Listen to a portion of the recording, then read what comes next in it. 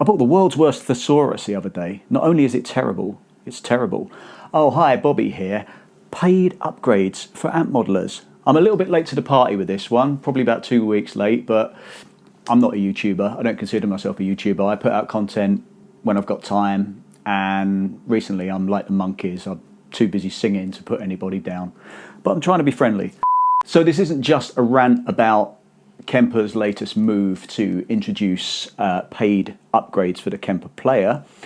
This is partly the conversation, but Kemper, I feel, have taken a slightly darker turn with some of their social media presence and some of the posts that they've got behind. Now, firstly, let's backtrack a little bit. So a couple of weeks ago, if you don't know, Kemper introduced the level 2 and level 3 upgrades for the Kemper Player. Now, the Kemper Player was released about 9 months ago, depending on when you're watching this video.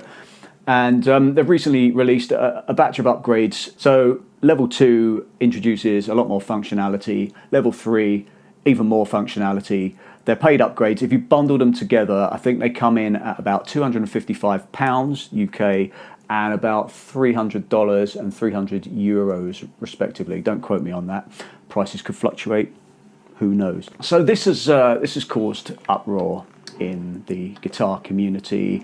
Many people supporting the move have been, as predicted, accused of being shills for Kemper. People who have responded negatively to paying for an upgrade have been accused of being crybabies and entitled. But it kind of sets a precedent for kind of future amp modeling companies, you know, perhaps introducing paid upgrades. And there are debates for and against. I kind of see both sides. I'm leaning towards feeling that this is quite an overpriced move. Perhaps the hardware itself should have been cheaper to begin with. Certainly $300 is a lot of money when you consider that most professional kind of gigging musicians wouldn't be inclined to blow, you know, what could be their entire gig fee on an upgrade. There's the whole upgrade versus update debate. This is how Kemper are pitching it. This is an upgrade as opposed to an update.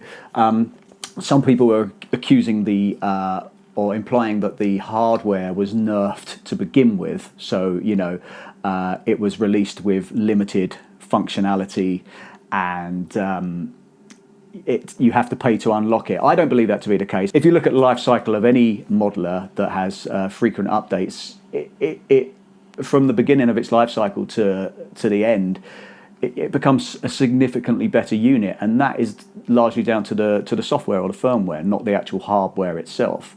You know, same with games consoles. Speaking of which, some people are saying, "Oh, Kemper are becoming Ubisoft." You know, this is like DLC for your amp modeler, because it is unprecedented. You know, Fractal have never charged for upgrades. Kemper up until now haven't. You know, since 2012, Neural DSP. I don't consider the plugins to be part of the ecosystem of the Quad Cortex. I see them as a separate thing because they've always been a separate thing, and it's great that Neural are now introducing plug-in compatibility, you know, which is it's been a lengthy process, but within the next kind of year, 18 months, you know, we should be able to use all of the plugins on the Quad Cortex. I don't mind paying extra for them because the unit itself has more than enough, you know, kind of for my needs as is, and it's a great sounding unit. Line 6 have always had, well, since the release of the Helix units and the HX Stomp, they've never charged any extra for upgrades and updates. If you look at the HX Stomp, it's a considerably superior unit to what it was at launch in 2018. So this is the debate. Now, where it gets a little bit darker for me is on Kemper's social media, on Facebook, they shared a post by HW from ToneJunkies. Now, ToneJunkies make great Kemper profiles. I bought a bunch of them over the years. And you know, HW and the other guys are extremely good at what they do. But I don't know if you've seen this video where HW is defending the paid upgrades in a very kind of truculent, acerbic, unpleasant way, you know, accusing people who have complained about paying for upgrades as entitled crybabies, you know, implying that they need their diapers changing, calling people calling people losers. And at one point he jokes about where did the bad man touch you. Now, in 2024, you know, this isn't 2001. We're not a bunch of frat boys sitting around laughing at South Park. You can't joke about stuff like that. And this isn't me being triggered, but you can't joke about stuff like that. You know, maybe you can in Germany. I don't know, you know, where Kemper is based. But it's the fact that Kemper have got behind that, and they're using it in a very kind of smug way to defend their paid upgrades, and they've shared that content. And that smacks of really, really careless PR. Now, I've been a long-time Kemper endorser. My name has been on their website among loads of other artists. You know, I'm insignificant. I'm a touring session guitarist who uses their units. So, you know, they have a slew of names on their website. I've bought 3 units from Kemper in the past. Haven't been given them, but I've been given a very generous artist discount, and I'll always be the first to admit when I get an artist discount from a particular brand.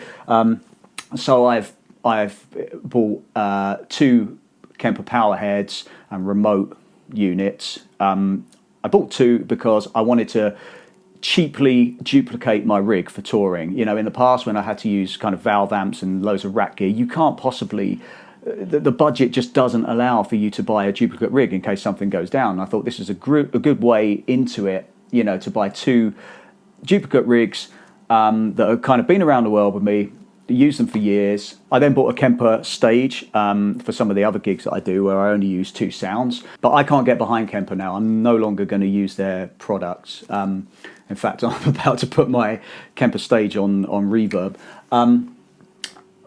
Because of their really kind of careless PR and the fact that they are kind of by proxy calling their users, or the many users who have complained about the paid upgrades, crybabies and losers, and, you know, even darker stuff via the guy from ToneJunkies. And of course, HW from ToneJunkies got a lot of backlash on that recent video, and then made a reaction video in which he's kind of got dark glasses on and he's slurping coffee and generally kind of unraveling in front of the camera, complaining that he doesn't care what people think of him, but he cares enough to make a YouTube video about it.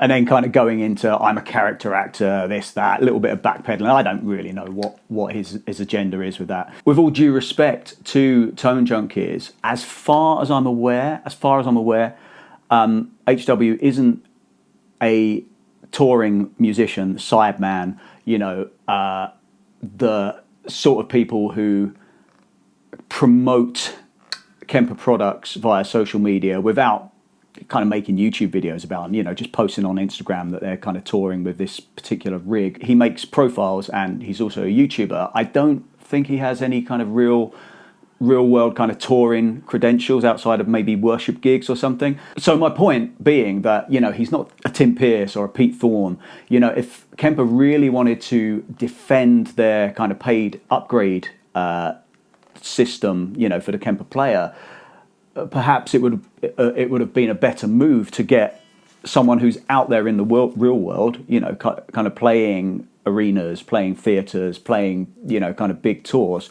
to kind of defend this move. You know, someone who's using the player and has kind of upgraded to it and kind of and can kind of justify that move, rather than someone who's kind of all rig and no gig, you know, and who's kind of looking down their nose at essentially their peers. Blimey, you don't mess about, do you? Sorry, Bouncer. He gets upset when I'm not nice about people. My take on the paid upgrades, as I said, I believe it's overpriced for what it is. But I think it kind of cheapens Kemper as a brand, personally. I think it brings them down to the kind of prosumer market. You know, if you think what Line 6 was before the Helix, you know, a little bit plasticky, a little bit kind of Fisher-Price. Kemper used to be the go-to unit on big tours where the artists use modelers. You know, it's certainly the industry standard on kind of West End shows, on kind of pop tours. As I mentioned, I don't think a lot of kind of touring musicians who are doing fly dates, who bought the player to stick on a board and, you know, go straight to front of house and do fly dates, are going to want to blow what could be their entire gig fee on, you know, $300 worth of paid upgrades. So I believe they're kind of cheapening themselves a little bit and bringing themselves into that kind of prosumer kind of hobbyist bracket. Not to knock hobbyists at all, you know, if you don't play outside of your bedroom, then that's absolutely fine. But to me, it seems like a little bit of an own goal. It seems like a bit of a kind of misstep. But are we entitled to free upgrades for the life cycle of the unit? Now, this is kind of debatable. Some people have said that they don't mind paying, you know, other people have said, well, you invest in this unit, you should be entitled to any kind of free upgrades. You know, the kind of amp modeler market has kind of set a precedent that these upgrades are free. I was listening to the Guitar Hour podcast on a drive back from a gig the other night, and they had John Cordy on. And he raised a very, very interesting and valid and valuable point. The Kemper Profiler was released in 2012. Still the same hardware, still the same unit. You know, whether you buy the powered unit or the one without the power amp. If Kemper hadn't upgraded it or updated it since then, people on YouTube, people on social media wouldn't be talking about it now, you know, in the same way as there are other units that don't get upgrades and they just kind of fall into the abyss as you know, something that was popular for a little while and you know, isn't being used anymore. So I believe that amp modeler manufacturers and just gear manufacturers in general generate a lot of sales and get a lot of kind of renewed interest by people making videos of, you know, what's new in version 4.2 and so on and so forth. I think Kemper have said that they won't charge for other upgrades to the Profiler and to the Stage, but it does set quite a worrying precedent for, you know, other modeler manufacturers. Are they going to follow suit? Is there going to be kind of paid content that is, you know, quite expensive, to be honest? If you bought a Kemper Player and upgraded to level 3, it would bring it almost into the price bracket of the Kemper Stage, or certainly a used one. And, you know, it's got the same functionality being upgraded to that level, but that's quite an investment, you know, financially, just to have it on your board to do a few kind of fly dates. So going back to my personal experience with Kemper and the reasons why I kind of moved away from them and towards the Neural DSP Quad Cortex for live touring. As I say, I had 2 Profiler units and I would frequently have issues with just sound disappearing, basically. So my setup would be Profiler, I would use a cab on stage, a Kemper remote and a Mission expression pedal. And intermittently, when I changed patches, I would suddenly have no sound. So the volume would cut out completely.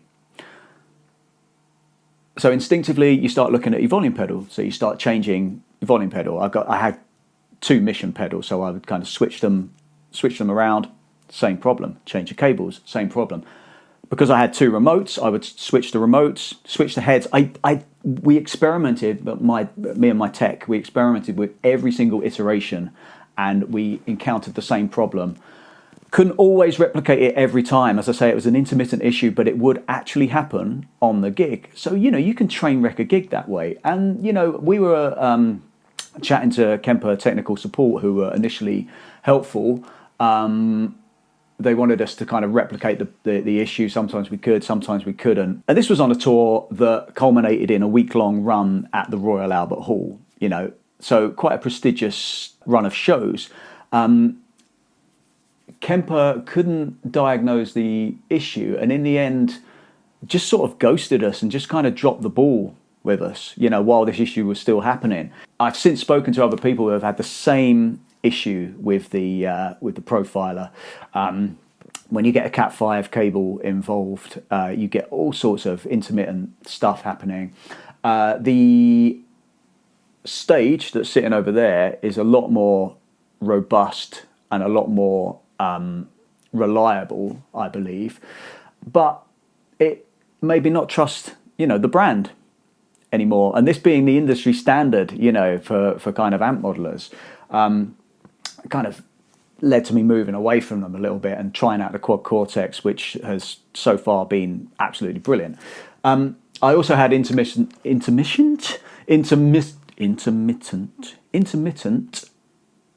sounds weird when you say it over and again, intermittent issues with Rig Manager, which I rebranded Rig Mangler. I'm not sure if you've experienced this before, and this happens on all of the units that I've tried, where you'll be programming a sound, saving a sound, and suddenly, inexplicably, intermittently, it would default to, well, their default crunch sound, and you would lose your sound and you would lose your work. And this happened maybe about 15 times, during rehearsals, where I had to make a slight tweak while everyone's waiting, to kind of play the next song or run through the set. I had to make a slight tweak to a parameter or a level where the front of house guy said, oh, can you just drop this by like 3 dB?